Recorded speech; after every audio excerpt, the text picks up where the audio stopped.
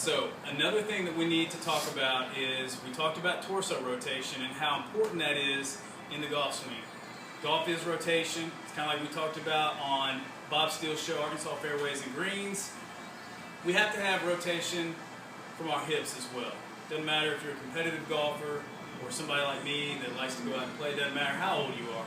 If you want to swing the golf club correctly, you have to be able to rotate from the hips. What do I mean by that? We need to be able to internally and externally rotate at the hip joint. This is a great drill to really key that in. And if you don't have it right now, do this drill and you'll develop it. All right, this is called hip drop. I'm going to have a towel. Go ahead and get on my back. And what I'm going to do is I'm going to plant my feet probably about shoulder width apart, maybe a little bit further. Okay?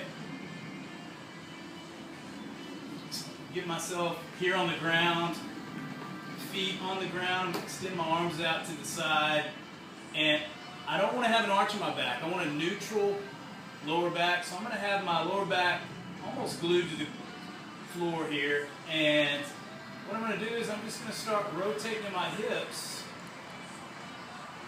and allow my hips to drop. Now, as I get going here, I'm going to start developing a little bit more mobility as things warm up. Now, let me show you what not to do. We don't want to rotate from our lower back, and what that looks like is this. We're trying to train our hips to do this rotation, okay? So, we want all of this rotation, internal and external rotation, happening at the hips. So, in order to do that, I have to keep my abdominals braced. I'm drawing my belly button in, I'm keeping that lower back into the ground, and I'm just going to allow these hips to rotate. I can even put my fingers right in here and really feel this rotation that's going on at the hip joint. And as I go and drop,